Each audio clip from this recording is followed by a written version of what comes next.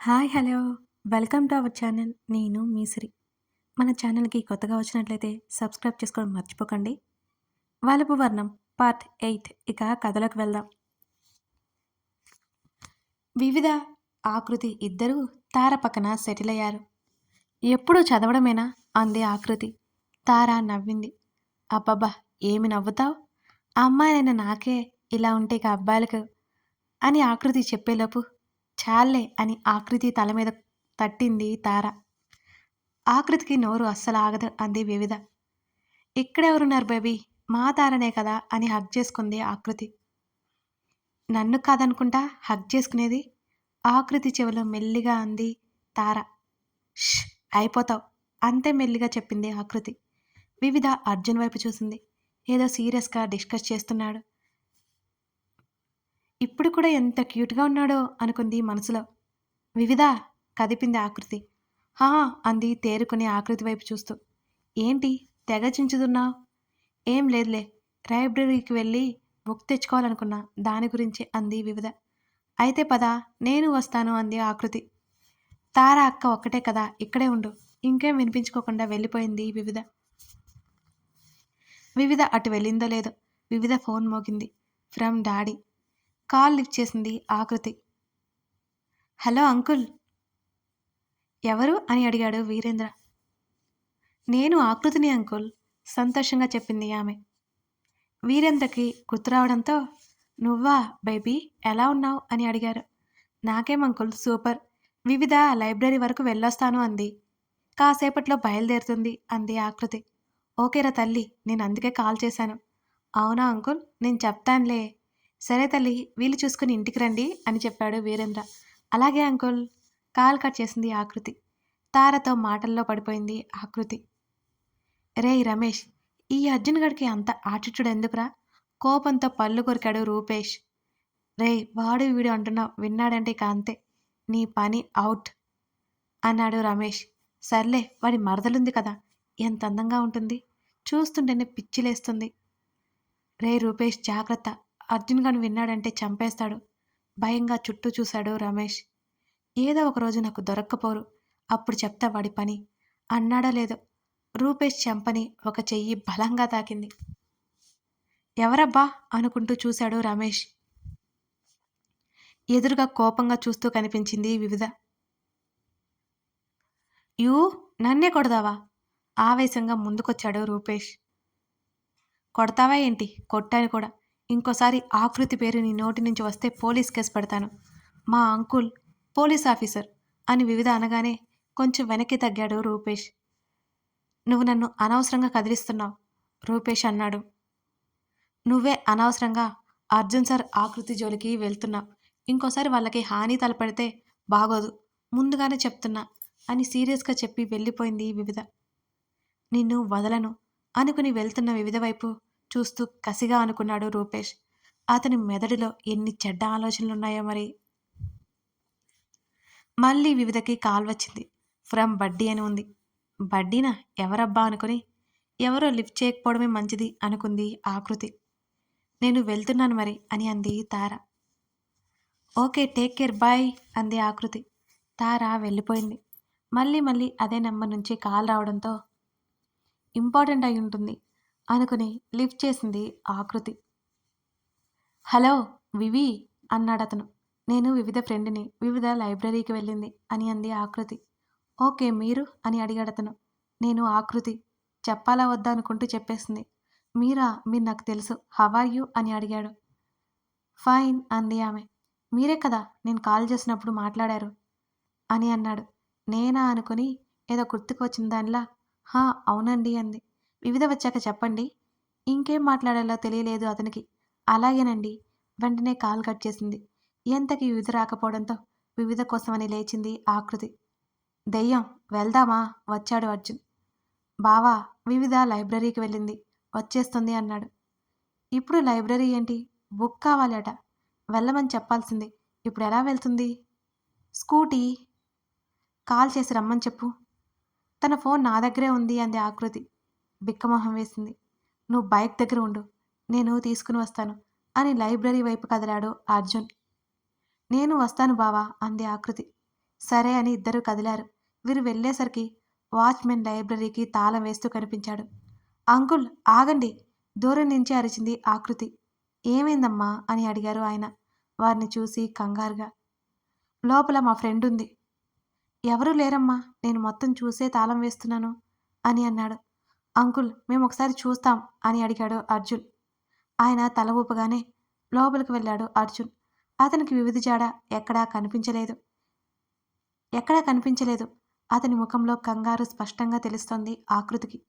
బావా! భయంగా ఉంది అంది అర్జున్ చేయి పట్టుకుని. కంగారు పడుకో అని ఫోన్ చేతిలోకి తీసుకుని వినోద్ని, అశ్విన్ని పిలిచాడు. వాళ్ళు వచ్చారు.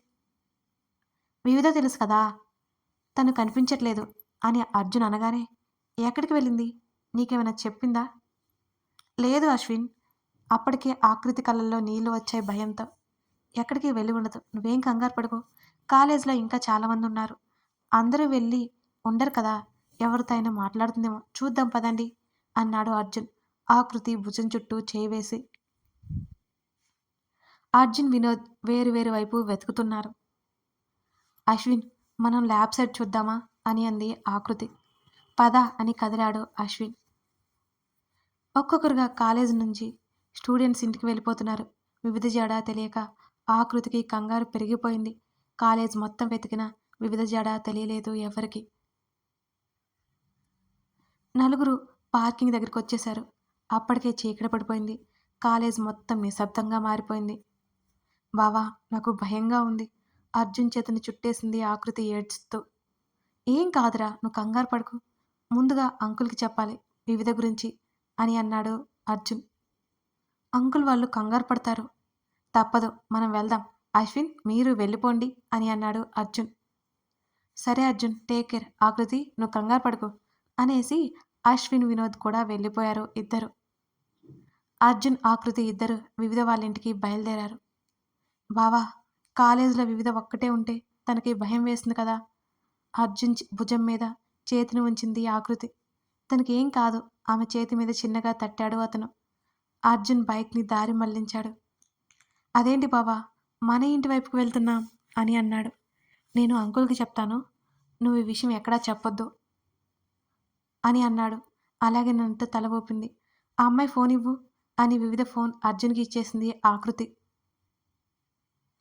అమ్మకి చెప్పు అశ్విన్ దగ్గరికి వెళ్తున్నానని. మళ్ళీ కంగారు పడుతుంది అని అన్నాడు అర్జున్. అలాగే బావా టేక్ కేర్. నువ్వు కంగారు పడుకో.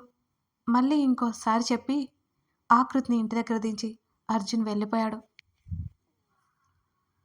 ఏంటే ఇంత లేటుగా వచ్చావు? విజయ అడిగింది. ఫెస్ట్ కదా అలసిపోయాను, రెస్ట్ తీసుకుంటాను. అప్పుడే హేమక వచ్చి నాని ఇంకా రాలేదేంటి బంగారం అని అడిగింది.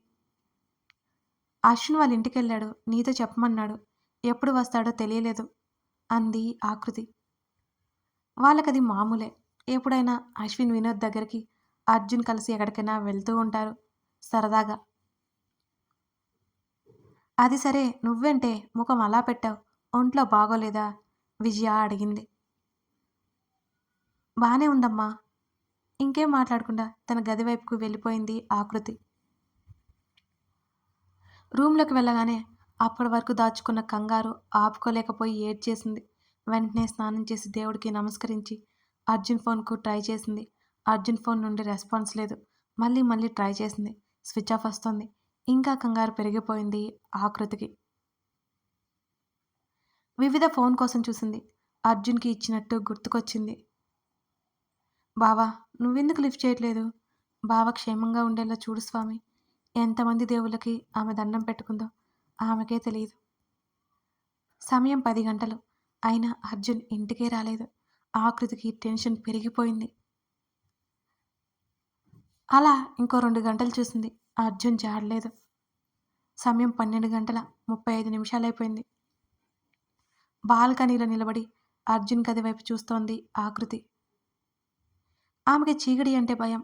ఇప్పుడు ఆ భయం గుర్తులేదు. ఆమె మనసు కీడు శంకిస్తోంది. అప్పుడే సరిగ్గా ఆ సమయంలో ఆకృతికి అన్నోన్ నెంబర్ నుంచి ఫోన్ కాల్ వచ్చింది. ఆమె చేతులు వణుకుతున్నాయి. అర్జున్ అనుకుని ఆనందంగా లిఫ్ట్ చేసి బావా అంది. అటువైపు నుంచి పెద్దగా నవ్వు వినిపిస్తోంది ఆమెకి. ఎవరు? ఆమె మాట తడబడింది. నేను ఎవరో నీకు తెలియాలా? లేక మీ బావ అదే ఆ అర్జున్ ఎక్కడున్నాడో తెలియాలా? అని అడిగాడు. మా బావ, మా బావ మీకెక్కడున్నాడో తెలుసా? అని అడిగింది కంగారుగా. తెలియడమేంటి? నా దగ్గరే కదా ఉంది అని అన్నాడు. ఎందుకు మీ దగ్గరున్నారు? ఇదేం ప్రశ్న? మేము కిడ్నాప్ చేశాం. కిడ్నాప్? ఆమె మాటలు నోటిలోనే ఆగిపోయాయి.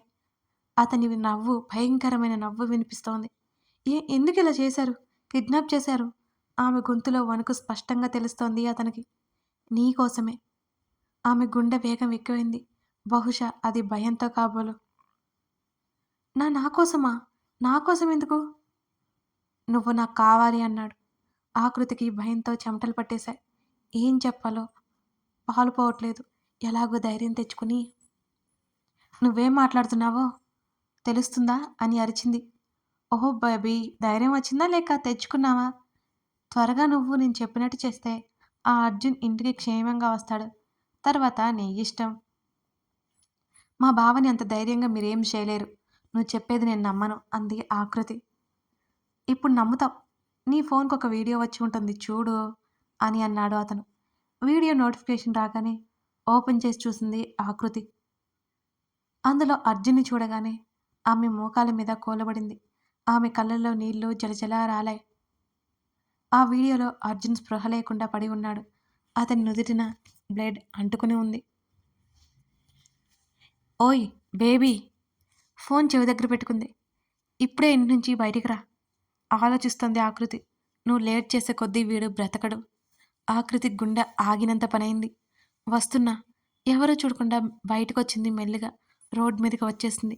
ఇంకా ముందుకి అనగానే అలా నడుచుకుంటూ వెళ్ళింది. కిలోమీటర్ నడిచింది భయపడుతూనే. ఒక వ్యాన్ ఆకృతిని లోపలికి లాగేసింది. వ్యాన్‌లో మనుషులు ఆమె నోరు మూశారు. చేతులు గట్టిగా పట్టేసుకున్నారు. కొంత దూరం ప్రయాణం తర్వాత వ్యాన్ ఆగింది.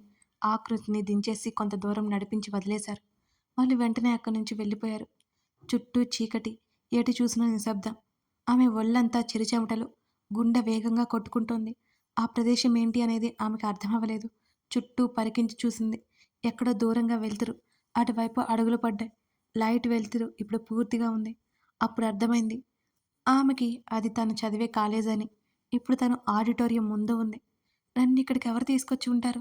బావ ఇక్కడే ఉన్నాడా అనుకుని ఆడిటోరియం తలుపులు తెరిచింది ఆకృతి. ఎదురుగా ఉన్న దృశ్యం చూడగానే ఆమెకే తెలియకుండా కళ్ళల్లో నీళ్లు ఆమె చెంపల మీదుగా జాలువారుతున్నాయి.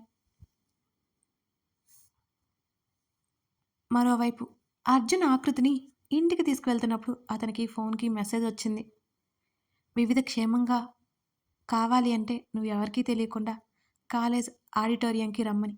ఎవరికైనా తెలిస్తే వివిధ ప్రాణాలతో ఉండదు అని. ఆకృతిని ఇంటి దగ్గర దించి వివిధ ఇంటికి వెళ్తున్నా అని చెప్పి కాలేజ్‌కి ఒక్కడే బయలుదేరాడు అర్జున్. వివిధ ఫోన్ నుంచి ఆకృతి దగ్గర ఉన్నాను. టుమారో మార్నింగ్ వస్తాను అన్నట్టు వివిధ వాళ్ళ నాన్నగారికి మెసేజ్ చేశాడు. ఆమె కోసం అతను ఎందుకంత రిస్క్ తీసుకుంటున్నాడో అతనికే తెలియలేదు. అర్థం కాని విషయం. కాలేజీలోకి అడుగుపెట్టాడు. మొత్తం చీకటి. పవర్ కూడా లేదు. అసలు వాచ్‌మెన్ అంకుల్ ఎక్కడికెళ్లారు అనుకున్నాడు. టార్చ్ వేసుకుని ముందుకు నడిచాడు. ఆడిటోరియం డోర్ ఓపెన్ చేశాడు. లోపలికి నడిచాడు. వెంటనే డోర్స్ క్లోజ్ అయ్యాయి. ఓహ్ షిట్! ఇరుక్కున్నాను అని అతనికి అర్థమైంది. లైట్స్ అన్నీ వెలిగాయి. ఆ రూమ్ అంతా వెలుతురు వచ్చేసింది. విశాలమైన ఆ గది ఒక మూల భాగంలో వివిధ పడుకుని ఉన్నట్టు అనిపించింది. పరుగున వివిధ దగ్గరికి వెళ్ళాడు అర్జున్. వివిధ, వివిధ! ఆమెను తట్టి లేపాడు. ఆమె నుంచి సమాధానం రాలేదు. మళ్ళీ ఆమె చెంపల మీద తట్టాడు. ఆమెలో చిన్న కదలిక. వివిధ! అతని గొంతు ఇంకొంచెం పెంచాడు. ఆమె కనురెప్పలు మెల్లిగా కదిలాయి. అర్జున్ ముఖంలో కొంత ఉపశమనం. మళ్ళీ మళ్ళీ రెండుసార్లు పిలిచాడు. ఆమె మెల్లిగా కళ్ళు తెరిచింది.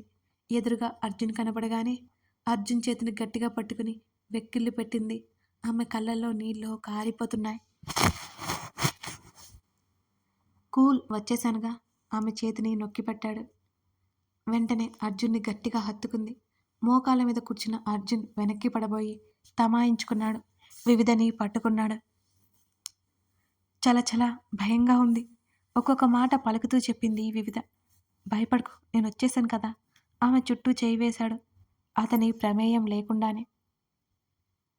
మీరు మీరు నాతోనే ఉండండి. ఆమె కళ్ళు మూసుకున్నాయి.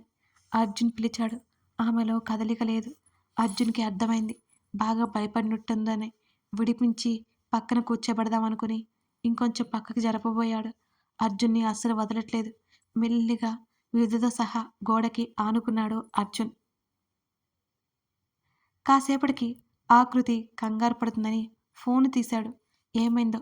సడన్‌గా ఫోన్‌కి సిగ్నల్ లేదు. అది వారినిక్కడికి రప్పించిన వారి పనే అని అర్థమైంది అర్జున్‌కి. ఎలా తప్పించుకు వెళ్ళాలో ఆలోచిస్తున్నాడు. ఎటువంటి దారి కనిపించడం లేదు. వివిధ ముఖం వైపు చూశాడు. చాలా కలవరంగా ఉంది ఆమె. అసలు ఏం జరుగుంటుంది అని ఆలోచనలు అతనిలో సాగుతున్నాయి. వివిధ లేచాక అడగాలి అనుకున్నాడు అర్జున్. వివిధని ఎటూ జరపలేక అలాగే కూర్చుండిపోయాడు అర్జున్. డోర్ చప్పుడు కావడంతో తల ఎత్తి చూశాడు అర్జున్. ఎదురుగా ఆకృతి. ఆమె కళ్ళు వర్షించడం అతన్ని కలవరపెడుతోంది. వివిధని పక్కకు జరిపి గోడకి ఆనించాడు. లేచి ముందుకు అడుగులు వేశాడు. బావా అని పరిగెత్తుకుంటూ వచ్చి అతన్ని హత్తుకుపోయి ఏడ్చేస్తోంది ఆకృతి. ఏమైందిరా? అయినా నువ్వేంటిక్కడ? ఆమె తల నిమురుతూ అడిగాడు అర్జున్. ఆయన ఆమె ఏడుపు ఆపట్లేదు. అర్జున్ షర్ట్ గట్టిగా పట్టుకుని ఆమె తలని అతని ఎదకి ఆనించి ఏడుస్తూనే ఉంది. ఆ కథ కొనసాగుతోంది. ఇంతకి వివిధ అక్కడికి ఎలా వెళ్ళింది? అర్జున్ని, ఆకృతిని, వివిధని అక్కడికి రప్పించిన వారెవరు? ఇదంతా ఎందుకు చేశారు? తెలుసుకోవాలి అంటే తర్వాత భాగం చూడాల్సిందే. కథ నచ్చితే లైక్ చేసి మీకేమనిపించిందో కామెంట్ సెక్షన్లో తెలపండి. అలాగే కొత్తగా వచ్చిన వాళ్ళు సబ్స్క్రైబ్ చేసుకోండి. Thank you.